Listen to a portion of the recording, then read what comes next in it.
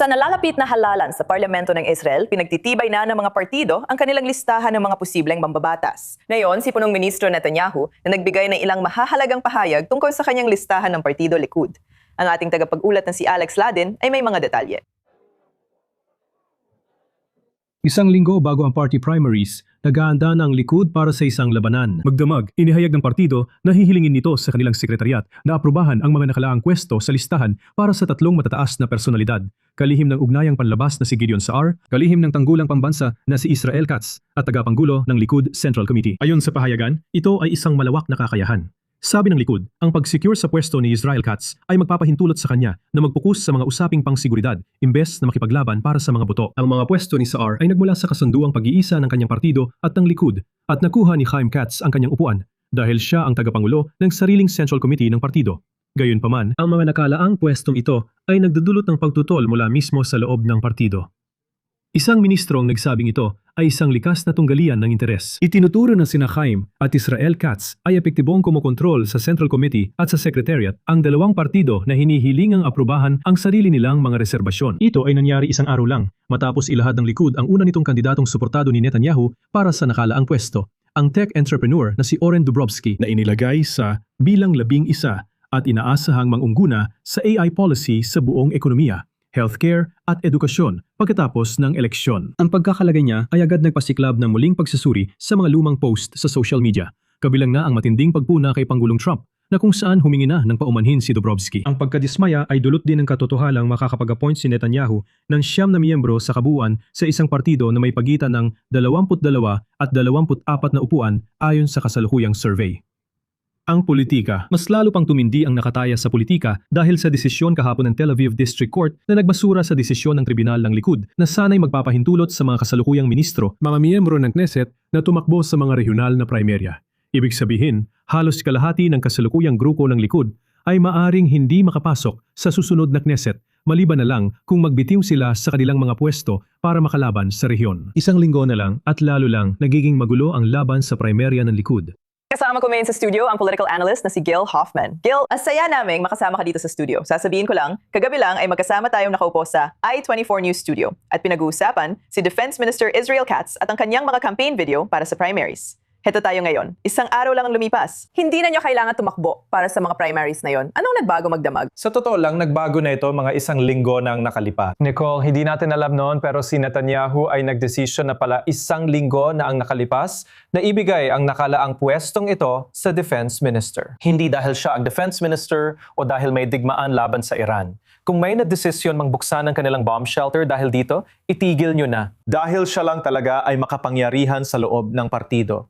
Bilang pinuno ng sekretariat, siya ang may kontrol sa pera ng partido. Kaya kailangan ni Netanyahu na manatili siyang kakampi nito. Ang ginawa niya ay naghintay siya ng ilang araw. Pinastress niya ito at napagawa ng mas maraming viral na video na para sa atin ay ka-cringe o nakakahiya. Pero gusto ito ni Israel Katz. Siguro napapasaya niya si Katz, pero hindi niya napapasaya ang lahat ng Likud MKs. Si Tali Gottlieb, binatikos niya ang desisyon. Sabi niya, ginagawa nitong katatawanan ang mga botante ng Likud.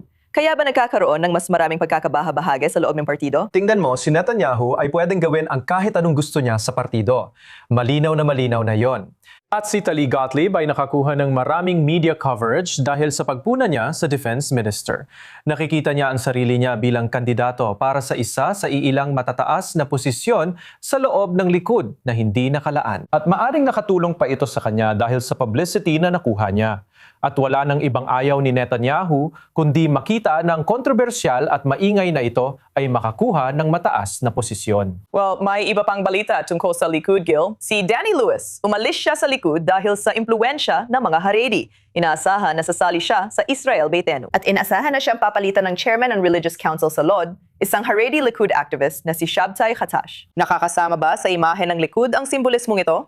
Heto, may isang MK na umalis dahil sa impluwensya ng Haredi sa partido at papalitan naman siya ng isang Haredi activist. Kabalentunaan, di ba? Medyong...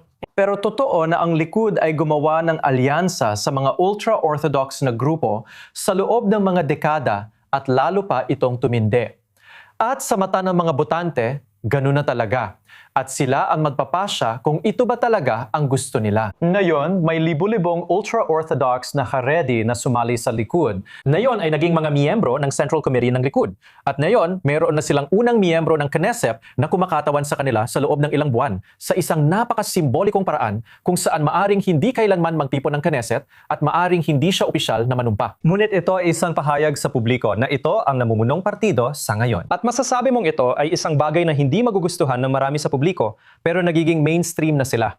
At ngayon, meron na rin silang miyembro ng Knesset sa namumunong partido. Sa totoo lang, kapag kinignan natin ang kanilang bagong slogan, ang slogan nila sa kampanya ay Likud para sa isang malawak na pambansang gobyerno. Si Itamar Ben-Gvir mismo ay nagsabi na hindi niya gusto ang slogan na ito dahil hindi raw dapat maging malawak na pambansang gobyerno. Dapat ay isang right-wing na gobyerno para sa mga right-wing na botante. Pero Gil, ano ba ang pananaw ni Netanyahu para sa isang malawak na pambansang gobyerno? Sasabihin ko sa'yo, sa bawat eleksyon, sinasabi niya na magtatayo siya ng isang unity government. At maaring totoo yun, maaring hindi, pero ang pagsasabi na gusto niya ng gobyernong didominahan ni Ben-Gvir ay hindi makakakuha ng maraming boto para sa kanya.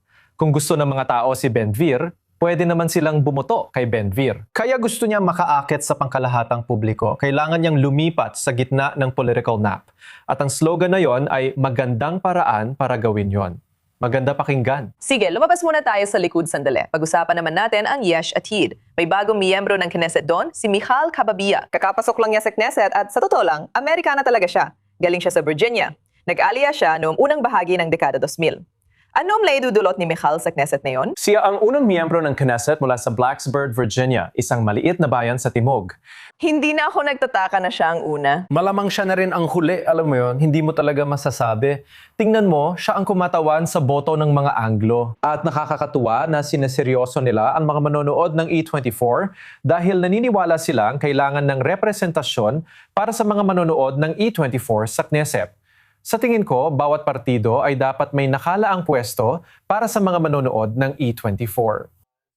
Kaibigan ko siya at sana ay magtagumpay siya, pero malamang hindi rin siya makakapanumpa.